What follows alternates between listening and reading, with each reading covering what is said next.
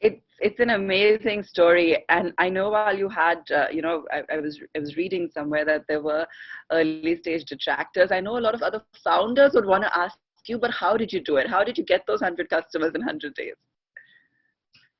I think, as I said, we didn't sell. Customers bought us. So when you we look at the Freshworks business as catching fish, right? So we cast the net far and wide, and the market was big enough, and people who came. So we focused on driving traffic to our website and letting people experience the product, and so in a big market, it wasn't that hard to get 100 customers in 100 days because people saw what they liked and then they bought it. And at that time, as I told you, the social media was catching on. People wanted to engage with their customers on social media, and we were one of the very few solutions that offered that at that time.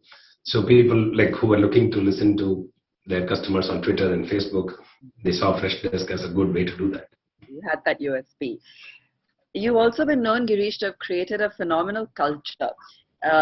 One which is very very sort of like a family almost, at the office. And of course, 75% of your employees have ESOPs, and correct me if I'm wrong, and so many of them are now crorepatis.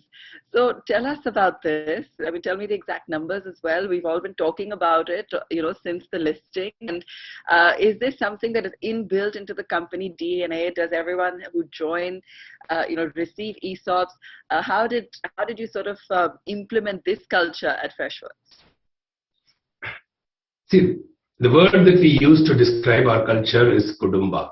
Okay. Kudumba means family. It comes from the Tamil word Kudumbam, and Tamil is what we speak in Chennai.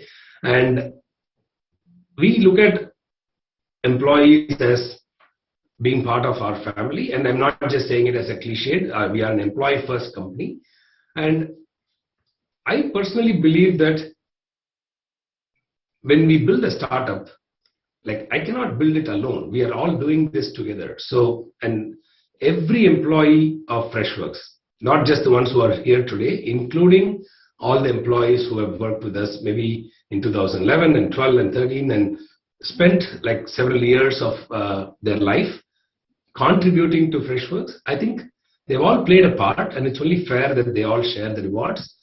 And that's been our philosophy from day one.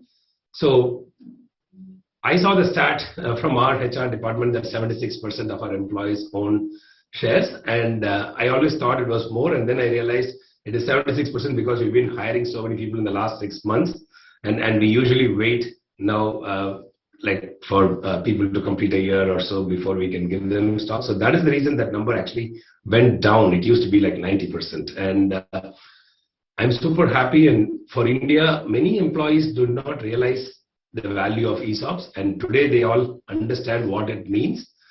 So, and when we say 500, more than 500 people are crorepatis, there are also several, let's say, multi-crorepatis and dollar millionaires and multi-millionaires. So we will bring the stats because we truly believe that this story needs to be told.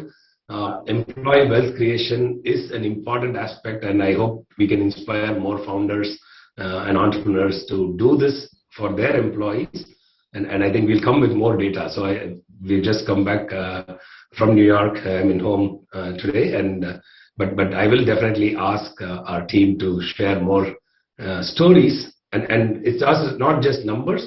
If there are volunteers, we would like to bring those stories to life to really see how Freshworks has made a difference, but more importantly, to let all employees working in startups to know that they deserve it. When you spend several years of your career life, actually your sweat and blood and tears and the sacrifices that you make working for a startup.